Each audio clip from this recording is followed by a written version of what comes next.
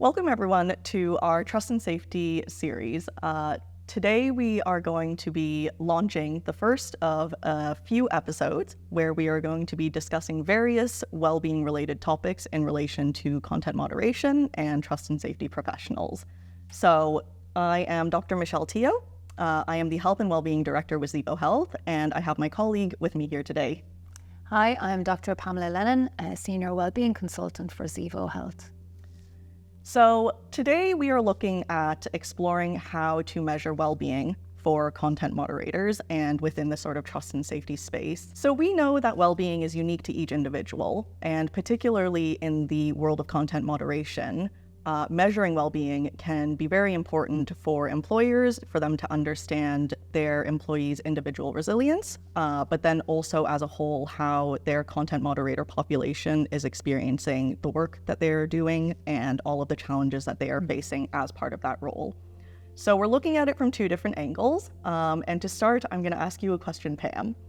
In terms of sort of consultancy and measuring different metrics within consultancy services, how does this work in the trust and safety space? Thanks, Michelle.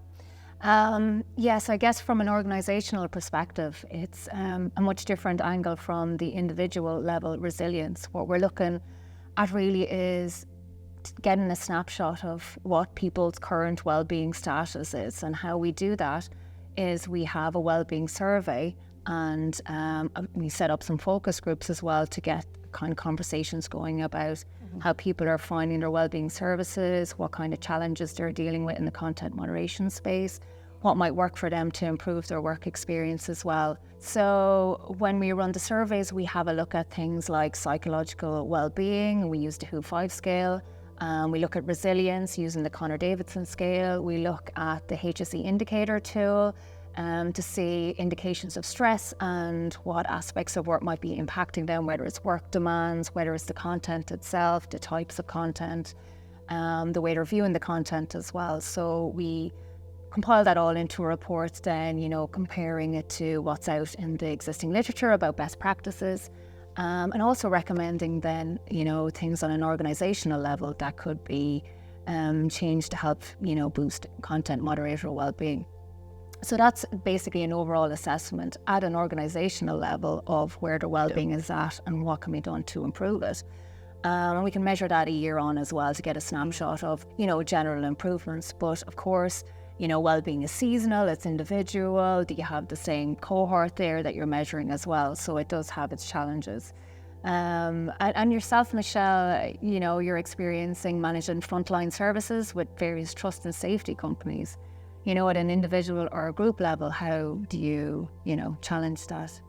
Yeah, it's really interesting, I suppose, when we're looking at it from maybe that individual contributor level. So you've got content moderators, but then you may also have things like your policy teams or HR or learning and development teams. And what we're really trying to do is not necessarily measure the satisfaction with the services or possibly even, the engagement numbers, but rather the effectiveness of our services. So we can use various kind of different tools. But for example, if I'm sitting in a one-to-one counseling session with a content moderator, I want to know whether that one-to-one counseling session has been effective in helping that individual gain more awareness of what's been challenging for them, but then also to understand, did I give them the right tools to help them manage any of the challenges that they are facing? So different counselors or clinicians may use different tools to measure the effectiveness, but at the same time, they might just ask a very simple question at the beginning and end of the session to say, did that work for you? Was that helpful to you? So in that way, we're measuring effectiveness. At a group level, then we have different kind of interventions. So you might have creative interventions like music therapy, art therapy. You might be doing things like formal training and education. So I suppose measuring the effectiveness of different types of group interventions is also going to look different. When you are measuring at a group level, you have to consider that the group is composed of different individuals.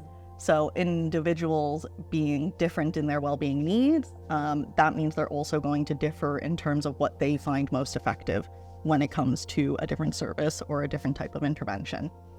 What we're really trying to do is gauge, if I'm intervening in a certain way, are they learning something?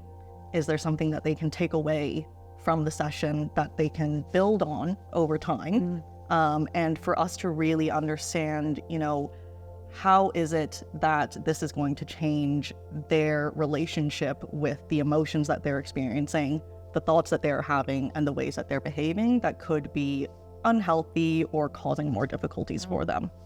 So there are various different ways that we can do this, and it's just a matter of seeing what fits best for the population. There are going to be people who absolutely hate taking surveys, and they don't want to take a survey, but they're happy to answer just a very simple question in front of your face. Then there's going to be, certain clients that we work with who want certain metrics. And so we may need to give them engagement numbers, and we may also need to give them a score of how people are learning and how people are gaining the awareness. And we can do that in, various different ways also. So it's just a matter of understanding what the client needs and how we can measure the well-being for an individual contributor or how they're functioning sort of within a group. And I mean, it can be kind of difficult then to report on those metrics even still, because, okay, someone attends a well-being session that doesn't necessarily reflect how much they've learned or how much behavior change has occurred or self-reflection. So is there ways that you accommodate for that in reporting, or just try to come at it from different reporting methods? Yeah, so it's just a matter of using as many different metrics and tools as we can, right? So we're not just looking at it just through surveys. We're not just, asking people face to face. We're doing a combination of everything. And what that means is that we have more data available to us, and it can be the qualitative data, which is the words and the information that people are sharing with us, the insights exactly, or it can be the hard numbers, the quantitative data. So how many people attended a session, how many people responded to a survey, how many people felt that they learned something, and how many people felt, that was going to be effective in helping them moving forward. So that we try and keep it very holistic, ensure that there are different avenues that we can seek those metrics, and a nice way that we can present that back to our clients to ensure that they're getting all of the information that they're really looking for, to ensure that they're getting a good return on their investment when they're engaged with our programs. Brilliant, yeah.